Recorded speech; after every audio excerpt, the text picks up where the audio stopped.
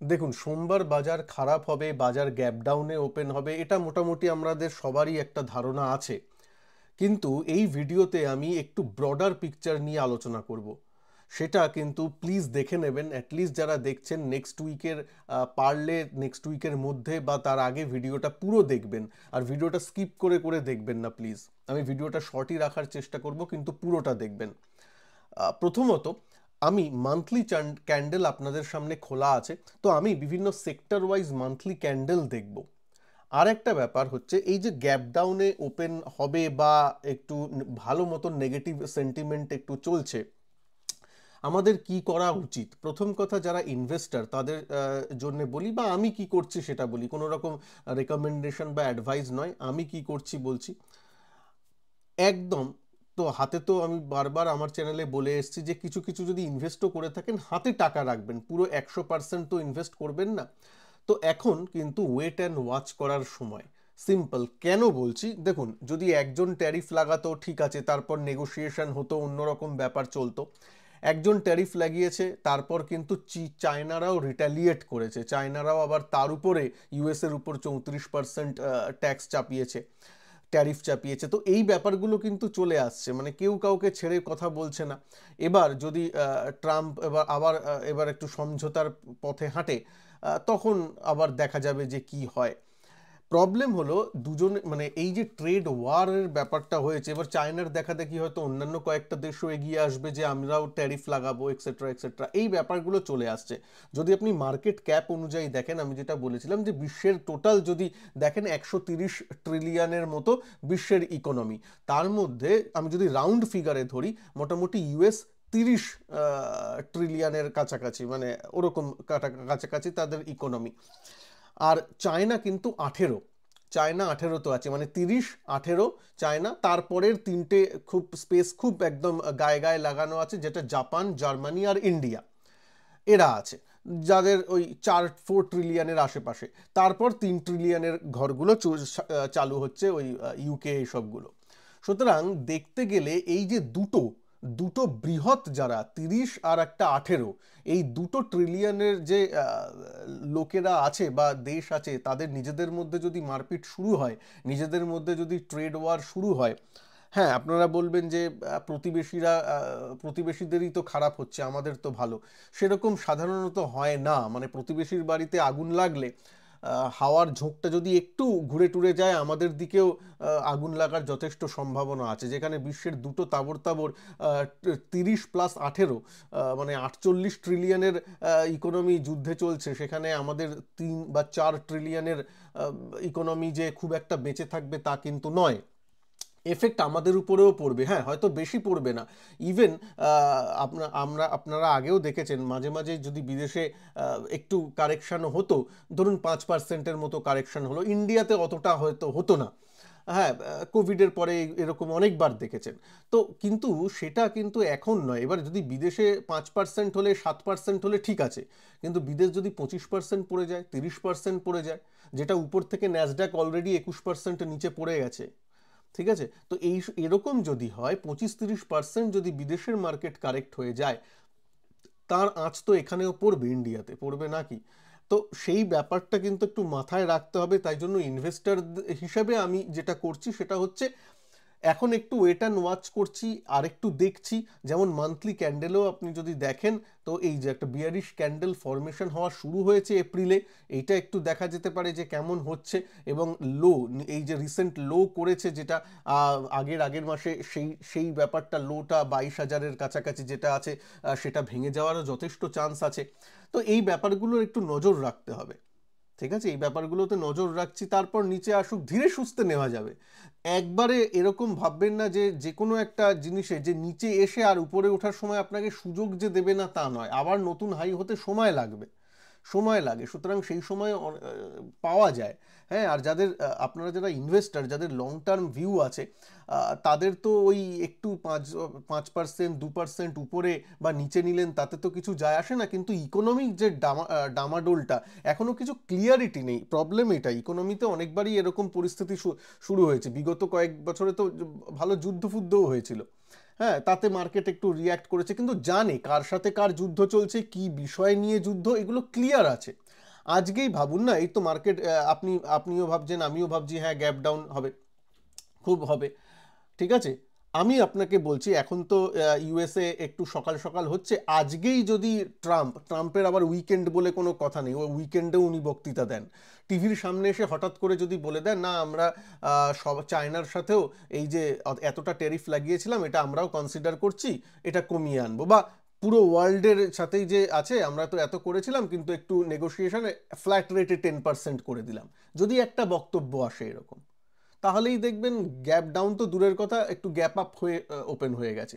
হ্যাঁ এখন হয়তো আমরা বলবো যে না ট্রাম্প এরকম করবে না, এই করবে না, কিন্তু উনি কি করবেন না করবেন সেটা তো কেউই জানেন না উনি ছাড়া। তো এই ব্যাপারগুলো আছে, এই জন্য একটু রিস্ক বা কি বলবো ইকোনমি নিয়ে একটু চিন্তা আছে। যেমন ধরুন কোথায় ইকোনমিক্যালি প্রবলেম আসছে, আপনি যদি নিজে কলকারখানা তৈরি করতে চান, নিজেকে মালিক হিসাবে ভেবে দেখুন, এই যে এরা বলছে যে ইউএসএ আমাদের এখানে কলকারখানা স্থাপন করলে তাতে 0 ট্যারিফ আমরা লাগাবো, কোনো ট্যারিফ নেই, এখানে চলে আসুন, এরকম কি সত্যি হয়? কেউ কি চায়নার মার্কেট ছেড়ে, চায়নাতে চিপ লেবার আছে, ইন্ডিয়াতে চিপ লেবার আছে, কস্ট কম আছে, পাওয়ারের কস্ট কম আছে, সেই সব ছেড়ে দিয়ে আমরা ইউএসএ গেলাম, কোম্পানি লাগাতে গেলাম, টাকা ইনভেস্ট করলাম, তারপর হঠাৎ একটা ফাইন মর্নিংয়ে হয়তো ট্রাম্প বলে দিল না না আমরা এখন 26%, 27% বা 34% ট্যারিফ রেখেছিলাম কিন্তু এখন নেগোশিয়েট করে নিয়েছি 12%। তাহলে তো যে কোম্পানি ওইখানে ইনভেস্ট করে দেবে আমেরিকায়, তাদের তো লস, তারা তো ভাবে যাব বাবা কি হলো, আমার ভালো কোম্পানি আমি চায়নাতে লাগাতাম, ইন্ডিয়াতে লাগাতাম বা ইমার্জিং মার্কেটগুলোতে লাগাতাম, সেখানে সব কস্ট কম, আমি এখানে এলাম আর এখন আবার ট্যারিফ ওখানে কমিয়ে দিল।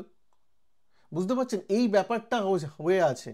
সুতরাং খুব একটা ইজি ব্যাপার নয় ওখানে যাওয়ার। একটা ছোট্ট উদাহরণ দিচ্ছি আপনাদের সামনে, টাটা মোটরস, আমরা সবাই জানি জেএলআর এর বিজনেসটা কিন্তু টাটা মোটরস নিয়ে নিয়েছে, এই যে Jaguar Land Rover, JLR is a wholly owned subsidiary of Tata Motors, এটা আপনারা জানেন।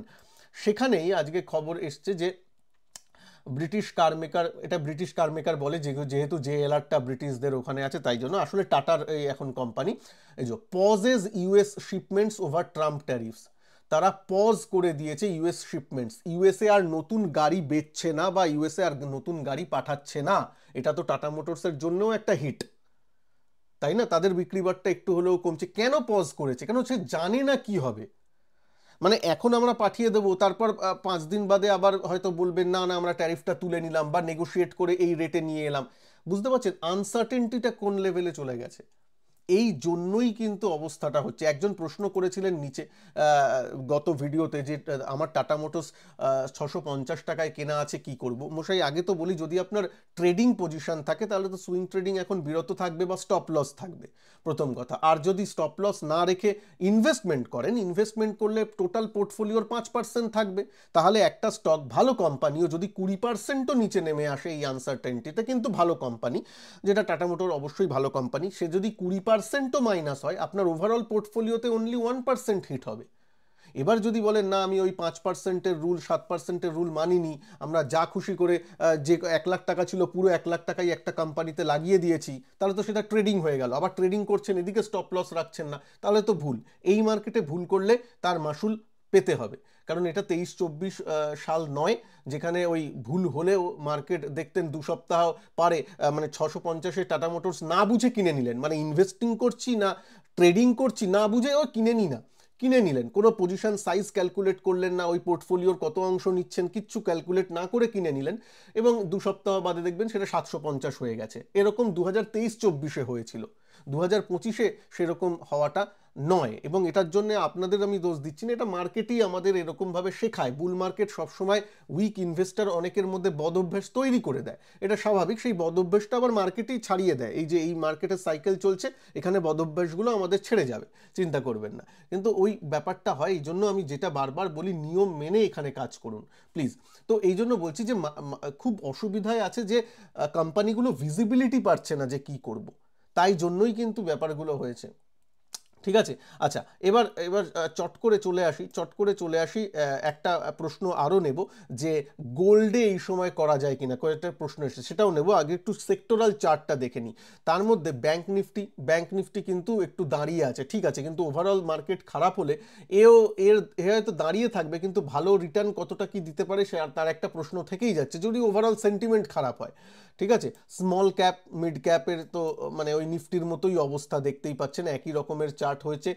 Mid cap small cap sentiment খারাপ হলে এগুলোও পড়বে, কিছু করার নেই। আচ্ছা, যেটা যেটা পিএসইউ বা পিএসসি জাতীয় এরা আন্ডার পারফর্ম করছে, 1 মাস ভালো করেছিল, মার্কেটের সাথে চলেছে, আবার একটু আন্ডার পারফর্ম করা এখন শুরু করেছে, কিন্তু দেখুন এখান থেকে ভালো রিটার্ন দিয়েছে, 1-1.5 বছর ধরে কন্টিনিউয়াস আপমুভ দিয়েছে। ক্যান্ডেলগুলোকে একটু লক্ষ্য করুন, এটা কিন্তু মান্থলি ক্যান্ডেল, হ্যাঁ, তো সুন্দর আপমুভ দিয়েছে। তারপর কিছু করার নেই, একটা তো সময় তো বেরোতেই হবে। এর মধ্যে ছোট্ট একটা কথা আপনাদের সাথে বলে রাখি, এই বেরোতে হবে বলে, অ্যাপেল এই কদিনে প্রায় অনেক পার্সেন্ট নিচে এলো।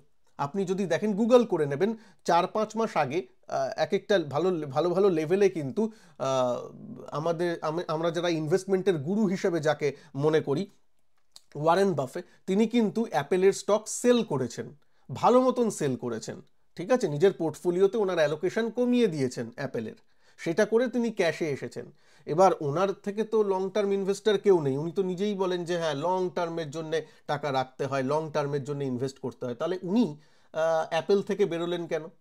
আর এই প্রশ্নটা কি আপনারা করেন? বা আপনারাও জানেন যে ইউএস মার্কেটে সব থেকে যদি স্টেবল কোনো কোম্পানি থাকে অ্যাপেলের স্টকই, এই কদিনে পড়েছে, না হলে এই বাজে মার্কেটেও কিন্তু দাঁড়িয়েছিল।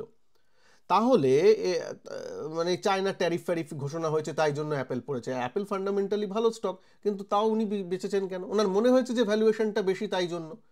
যার থেকে বড় লং টার্ম ইনভেস্টার হয় না, তিনিও তো পোর্টফোলিও চার্নিং করেন। আর আমাদের শেখানো হয় যে না, আমরা পোর্টফোলিও রিব্যালেন্সিং করব না, একটা নিয়ে রেখেছি তো সারা জীবন বসে থাকবো না মশাই, পোর্টফোলিও রিব্যালেন্সিং করতে হয়, এটাকে টাইমিং করা বলে না। রিব্যালেন্সিং আর টাইমিং করার মধ্যে পার্থক্য আছে। তো যাই হোক, রিব্যালেন্সিং, ইনভেস্টিং এবং পোর্টফোলিও রিব্যালেন্সিং, এর উপর আমার একটা কোর্স মে মাসে আসতে চলেছে, কিন্তু তার কনসেপ্ট ক্লাস ফ্রি।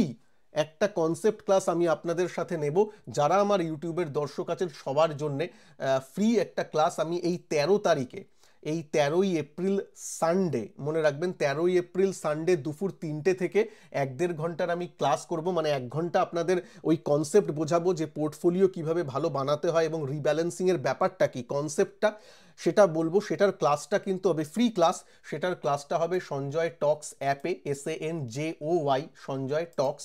এই অ্যাপটা একটু গুগল প্লে স্টোর থেকে ডাউনলোড করে নেবেন, বা আমার এই ভিডিওর নিচে ডেসক্রিপশন বক্স বা ফার্স্ট কমেন্ট বক্সে লিঙ্ক দেওয়া আছে, সেখান থেকে ইনস্টল করে নেবেন। ইনস্টল করার পর কিন্তু আপনি এই আমার এই ইনভেস্টমেন্ট অ্যান্ড পোর্টফোলিও রিব্যালেন্সিং এই কোর্সটা পেয়ে যাবেন। কোর্সে মানে কেনারও দরকার নেই, একটা ক্লাস ফ্রি আছে, ফ্রি ক্লাস অলরেডি শিডিউলড হয়ে আছে, ওখানে ক্লিক করলেই দেখবেন ফ্রি ক্লাস শিডিউল করা আছে, সেখানে আপনারা কিন্তু সেই ক্লাসটা করতে পারবেন। ওকে, সেটা 13ই এপ্রিল হবে, মানে রবিবার দিন, 13ই এপ্রিল রবিবার দুপুর 3টের সময়।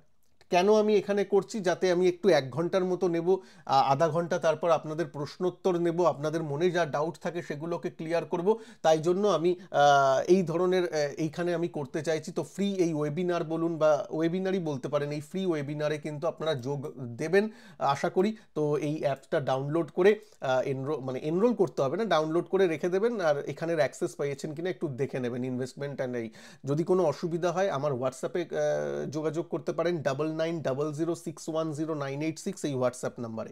আচ্ছা, এইবার আমি আসি যে যে কি হতে চলেছে এই সিএনএস।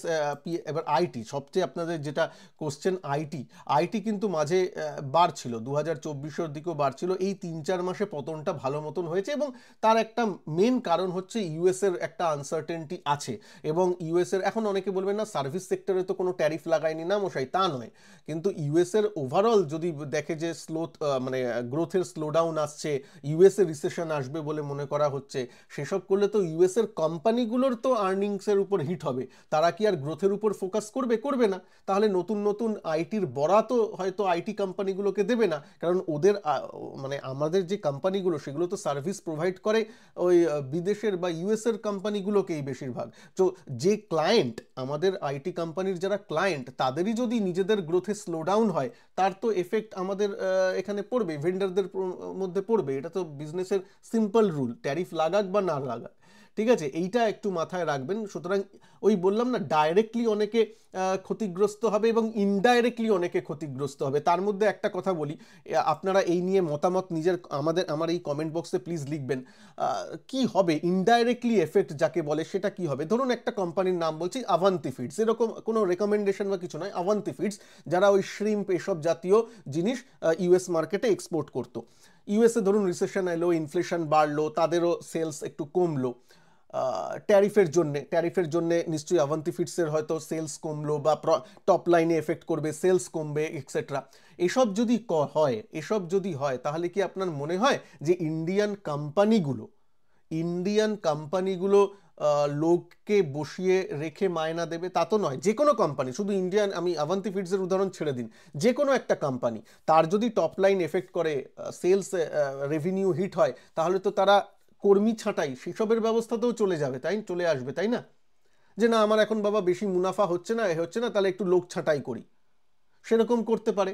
লোক ছাঁটাই হলেই কি হবে? তারা যে মান্থলি এসআইপি গুলো করছিল মার্কেটে, সেখানে হাতে টান পড়বে, প্রকারান্তরে ওই ডিআইআইদের হাতে কম টাকা যাবে, তার জন্য ইনফ্লো এসআইপির কম আসবে। অনেক কিছু চক্রাকারে ব্যাপারটা হতে পারে। এটা হতে হয়তো কয়েক মাস সময় লাগবে, কিন্তু তার আগে শেয়ার মার্কেট রিয়্যাক্ট করে যায়। জানেন, শেয়ার মার্কেট 3 মাস আগের কথা, মানে পরের কথা ভাবে, 3 মাস 6 মাস পরের কি হবে সেটা দেখে এগোয়। সুতরাং এই যে একটা ট্যারিফ করলো, এতে যে কোম্পানিদের ডাইরেক্ট এফেক্ট তো কিছু হবে, ডাইরেক্টের থেকে যে ইনডাইরেক্ট স্পাইরাল এফেক্ট বা স্নোবল এফেক্টও কিছু থাকতে পারে, সেগুলোও কিন্তু উড়িয়ে দেওয়া যাচ্ছে না। আমি আবার বলছি, কারণ দুটো বড় ইকোনমি, 30 ট্রিলিয়ন আর 18 ট্রিলিয়ন, তারা যুদ্ধে নেমেছে। ঠিক আছে, আমরা তো 4 ট্রিলিয়নে আছি, অনেকটা নিচেতে। সুতরাং এটা কিন্তু মনে রাখতে হবে। এখানে ওই মেরা ভারত মহান ওরকম হলে চলবে না। ঠিক আছে, আমার ভারত মহান, ভারতের ইকোনমি যথেষ্ট স্ট্রং, কিন্তু কম্পারেটিভলি দেখতে গেলে তো আমরা এখনো মিড ক্যাপে আছি। তো সেক্ষেত্রে দাঁড়িয়ে থেকে কিন্তু আঁচ একটু আসতে পারে, তাই জন্য সাবধানতা অবলম্বন করতে হবে। এবার হয়তো কম্পারেটিভলি কম হবে, কিন্তু সাবধানতা। ঠিক আছে, তাই জন্য আইটিতে যারা হয়তো একটু প্রফিটে বসে আছেন, যারা একটু মাঝে মাঝে দেখবেন যে প্রফিটটা বুক করা যায় কিনা। ধরুন কেউ এইসব জায়গায় জমিয়েছিলেন, 22, 23 এসবে নিয়েছিলেন, এখন ধরুন এখানে আছে, একটু প্রফিটে আছেন, তাহলে একটু প্রফিটটা বুক করে নিই। বা দেখবেন যে টোটাল পোর্টফোলিওর 5%, মানে টোটাল পোর্টফোলিওর হয়তো একটা উদাহরণ দিচ্ছি, কারুর হয়তো টোটাল পোর্টফোলিওর 40% আইটি নিয়ে বসে আছেন, তার তো অল্প প্রফিট বুক করা উচিতই, কারণ তিনি ভুল করছেন। একটা সেক্টরকে 40% ওয়েটেজ দিতে নেই নিজের পোর্টফোলিওতে, এটা আপনিও জানেন। তো ভুল করে ফেলেছেন, সেটা এখন শুধরে নিন সময় থাকতে থাকতে। এটা আমি বলছি না যে টাইমিং করা, বা এটা তো মার্কেট উঁচুতে থাকলেও করতে হতো, ওখান থেকে বেরিয়ে গিয়ে ডাইভার্সিফাইড মিউচুয়াল ফান্ডেই সেটা লাগিয়ে দিন, ডাইভার্সিফাইড, যেখানে সব ধরনের সেক্টর আছে। বুঝলেন তো? সেই ব্যাপারগুলো কিন্তু একটু নিজে থেকে ডিসিশন নিতে হবে, বা নিজের ফিনান্সিয়াল অ্যাডভাইজারের অ্যাডভাইস নিয়ে কাজ করুন, কিন্তু কিছু ডিসিশন নিতে হবে। তাই জন্য একটু সাবধানে থাকবেন, এটাই বলছি। চলুন, ফার্মা তো জানেন, ফার্মাতে এতদিন একটু দাঁড়ানোর এই দেখাচ্ছিল, আবার ফার্মা নিয়ে কি করবে এইটার উপর কিন্তু একটু কোশ্চেন মার্ক পড়ে আছে। ওই যে বলেছেন ট্রাম্প যে কি করবেন, তিনিও এখনো খোলসা করেননি। সুতরাং এটা এখনো কোশ্চেন মার্ক আছে। কিছু একটা হয়ে গেলে আমি আবার এখানে আসবো। পিএসইউ ব্যাংক, আলাদা করে পিএসইউ ব্যাংক বলছি, কিন্তু কারণ পিএসইউ ব্যাংকটাও উপর থেকে যদি দেখেন, উপর থেকে কিন্তু নিফটি পিএসইউ ব্যাংক 30%-এর মতো হয়েছিল মাইনাস, এখন 20% বা 21%-এ গিয়ে দাঁড়িয়ে আছে। ঠিক আছে, এটাও ব্যাংকিং সেক্টর দাঁড়ালে এও একটু দাঁড়াবে, কিন্তু ওই যখন সব কিছু পড়ছে নেগেটিভ সেন্টিমেন্ট, তখন এদের উপর প্রভাব হয়তো কম পড়বে, কিন্তু তাও পড়বে। মানে একদম যে ইমিউন সিস্টেম তা নয়। অটো সেক্টর সব থেকে যেটা খারাপ চার্ট হয়েছে, সেটা অটো সেক্টরের, দেখতেই পাচ্ছেন। মানে এই যে মানে বেড়েছিল যে মার্কেট এক উইকে, তাতে কিন্তু সিএনএক্স অটো সেক্টর একদমই পার্টিসিপেট করেনি। 1 মাস যে বেড়েছিল, মানে মার্চ মাসে যে বেড়েছিল, তাতে কিন্তু অটো সেক্টর একদম পার্টিসিপেট করেনি, কারণ ওই 2রা এপ্রিলের আগেই কিন্তু 25% ট্যারিফ ঘোষণা করেছিলেন, হ্যান ত্যান অনেক কিছু। তো এইসবের এফেক্ট আপনারা জানেন, তাই জন্য অটো সেক্টর কিন্তু একদম আবার নতুন লো তৈরি করার জন্য, মানে 2025-এ আবার নতুন লো তৈরি করার জন্য একদম রেডি হয়ে আছে। মানে কালকে হয়তো ওপেনিংয়ের সাথে সাথেই করবে। তো অটো সেক্টর একটু দুর্বল লাগছে, আইটি সেক্টর দুর্বল লাগছে, কারণ এই সেক্টরগুলো ডাইরেক্ট ইউএস এর সাথে অনেকটা যুক্ত হয়ে আছে। এই ব্যাপারটা একটু আমাদের মাথায় রাখতে হবে, বা কয়েকটা স্টক এইসবের সেক্টরে অনেকটা ডাইরেক্টলি যুক্ত হয়ে আছে। তো দেখা যাক, আপনাদের সাথে একটু সেক্টরাল আলোচনা করলাম। ভিডিওটাকে ভালো লাগলে একটু লাইক করে দেবেন, চ্যানেলে নতুন হলে চ্যানেলকে সাবস্ক্রাইব করতে ভুলবেন না। আর আবারও বলছি, যারা এখনও ইনস্টল করেননি, গুগল প্লে স্টোর থেকে সঞ্জয় টক্স অ্যাপটা ইনস্টল করে নিন। যেখানে আমার অপশান, যারা ট্রেনিং নিতে চান তাদের জন্যও সেই কোর্সটাও চালু আছে, 10ই এপ্রিল থেকে চালু হবে, যেখানে বিভিন্ন ধরনের স্ট্র্যাটেজি যেটা আমি ইউজ করি ব্যাক টেস্টিংয়ের সাথে আপনাদের সাথে আলোচনা করব। একটা অন্যরকম এক্সপিরিয়েন্স হবে, পারলে এখানে জয়েন করে নেবেন যারা অপশান নিয়ে সত্যি সিরিয়াসলি কাজ করতে চান। আর যারা ইনভেস্টমেন্ট অ্যান্ড পোর্টফোলিও রিব্যালেন্সিং এই কোর্সে যোগ দিতে চান, তাদের জন্য যোগ দিন বা না দিন, আপনাদের জন্য একটা ফ্রি ফার্স্ট কনসেপ্ট ক্লাস আমি কিন্তু অ্যারেঞ্জ করেছি 13 তারিখ, এই 13 তারিখ সানডে দুপুর 3টে থেকে। সুতরাং এই অ্যাপটা ইনস্টল করলেই আপনারা তার অ্যাক্সেস পেয়ে যাবেন। সেটা সোমবার, এই রবিবার দিন 13 তারিখে অবশ্যই ক্লাসে থাকবেন বলে আশা করি। ফ্রি ক্লাস, অবশ্যই আপনারা থাকবেন আশা করি। ভালো থাকবেন সবাই, নমস্কার, জয় হিন্দ, বন্দে মাতরম।